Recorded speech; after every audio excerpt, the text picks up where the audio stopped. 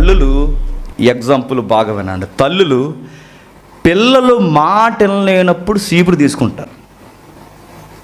ఆ సీపురు తీసుకుని వెంటనే ఏం చేస్తాడు? బయటికి పారిపోతాడు. కొడుకులు మాట లేనప్పుడు తల్లులు కొడతారు. కొంతమంది గడుసు పిండాలు బయటికి పారిపోయి అలా బస్సు ఎక్కి ఎక్కడో దిక్కుని పోయి మళ్ళీ తెలుగు సినిమా హీరోలాగా 20 సంవత్సరాల తర్వాత ఆఫ్టర్ 20 years అని ఏదో వేస్తారు. అది సినిమా. అది కొంతమంది గడుసు పిండాలు ఏం చేస్తారంటే అమ్మమ్మ ఇంటికో తాతమ్మ ఇంటికో నానమ్మ ఇంటికో ఎక్కడికో దిక్కునికి పారిపోతారు. కానీ కొంతమంది పిల్లలు ఏం చేస్తారు చెప్పనా?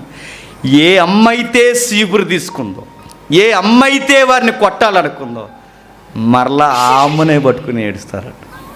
దావీదులో ఉన్న గుడ్ క్వాలిటీ ఏంటి చెప్పనా? ఎవరు కొడుతున్నారో ఎవరు తరిమేస్తున్నారో ఆ దేవుని దగ్గరికే పోయి మళ్ళీ పాదాలు పట్టుకొని అది మనం నేర్చుకోవాల్సింది. ఏ అమ్మ అయితే కొడితే ఆ అమ్మ వైపే బిడ్డ తిరిగి మరలా కౌగులించుకుని కొట్టొద్దమ్మా అని ఎలా అయితే తన గ్రేస్ కోరుకుంటాడో దావీదు కూడా గుడ్ క్వాలిటీ ఏంటి చెప్పిన దేవుడి దగ్గరికి పోయి దేవుని పట్టేసుకుని అంటున్నాడు, ప్రభువా చాలు ప్రభు, ఇంక ఎక్కువ తట్టుకోలేకపోతున్నాను. దావీదు ఎందుకు దేవుడిని ఉద్దేశానుసారుడైన మనుషుడయ్యాడంటే ఎవరు శిక్షిస్తున్నారో ఆయన దగ్గరికి వెళ్ళిపోయి బతిమాలుకుంటున్నాడంట.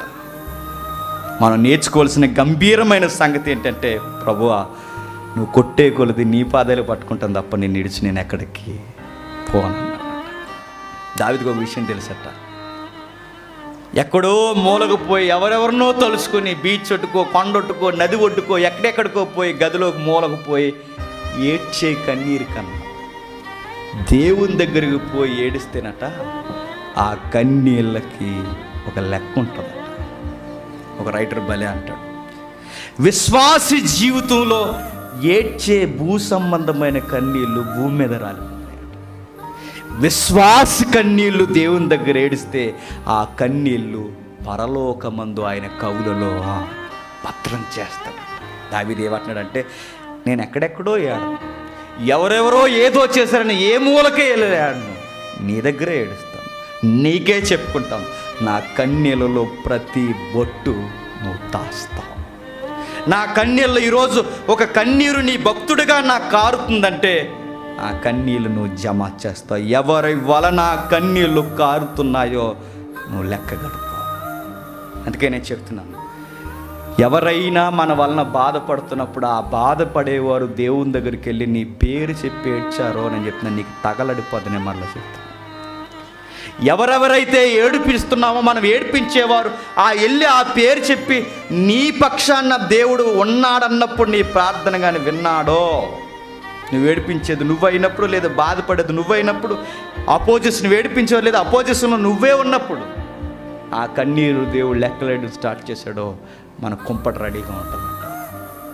దావీదు ఏం కార్నర్ చేసుకుంటున్నాడంటే, ఫస్ట్ నీ ఎదుటి నేను తప్పు లేకుండా చూసుకుంటాను. నీ ఎదుటి నాకు తప్పు లేకుండా నేను చూసుకున్నప్పుడు వాళ్ళ సంగతి ఏంటో నువ్వు బాగా చూసుకుంటావు. దావీదు ఒక విచిత్రమైన సంభాషణ చేస్తున్నాడు చూడండి. ఏమంటున్నాడంటే, ఇప్పటి వరకు ఎంతకాలం వినకుండా ఉంటావు అని ప్రార్థించిన దావీదు సడన్గా ఉన్న పాటన ఒకేసారి అన్నాడట, దేవుడు నా ప్రార్థన వినేశాడు. అది ఎలా తెలుస్తుంది వినేశాడని? పరలోకం నుంచి ఏమైనా స్వరం వస్తుందా? ఇప్పుడు మనం ప్రార్థన చేస్తున్నాం ఏడుస్తూ, దేవుడు నా స్వరం వినేశాడని ఎలా తెలుస్తుంది? ఎవరైనా ప్రాఫిట్ ఇచ్చి చెప్పడానికి ఇదేమైనా ప్రవక్తల కాలమా? లేదు, దేవుడిని స్వరం వినేసడానికి గుర్తు ఏంటి? గుర్తు ఒకే ఒక్కటి, అంతర్గతముగా మనకు ఒక రిలీఫ్ వచ్చేస్తుంది. మనం ఏడుస్తాంగా, ఆ సిచ్యువేషన్ మీకు అర్థం అవ్వాలి. మన దేవుని దగ్గర ఏడుస్తూ మూలుగుతూ కన్నీరు కారుస్తూ ఉండగా దేవుడు మన హృదయానికి ఒక రిలీఫ్ ఇస్తూ ఒక ఆన్సర్ ఇస్తాడట.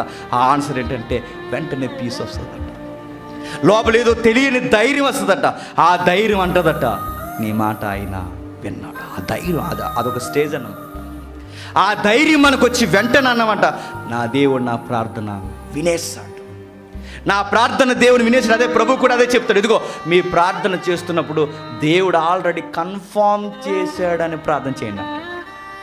దావీదు కూడా ఏమంటున్నాడు చూడండి, వినేశాడు. కొంతమందికి అరే ఇప్పటివరకు ఇలా ఏడ్చారు, ఇప్పటివరకు ఇలా పడున్నారు, ఇప్పటివరకు కృంగిపోయారు, కళ్ళు లోనకపోయినాయి, సడన్గా వీళ్ళకి ఇంత ధైర్యం ఎలా వచ్చిందంటే ఆ ప్రార్థనలో దేవుడు వాళ్ళకి ధైర్యం ఇచ్చేస్తాడట. ఆయన చూసి మనకు పిచ్చెక్కేస్తుంది. ఇటు ఇప్పటివరకు పేషెంట్లో తిరిగారు, సడన్గా ఎలా లేచిపోయారు అనగానే ఆ ప్రార్థనలో వాళ్ళకి చెప్పండి ఆ ధైర్యం మనం ఎక్కడ ఎత్తుక్కోవాలట? దేవుని దగ్గర. దావీదు ఎత్తుక్కుంటున్నాడు. కృంగిపోయిన నా మనసుకి, వాలిపోయిన నా మనసుకి, ఓడిపోయినట్టుగా కనిపించిన నా జీవితానికి ధైర్యాన్ని ఇచ్చేస్తావు. నాకు ఆన్సరు దొరికేసింది.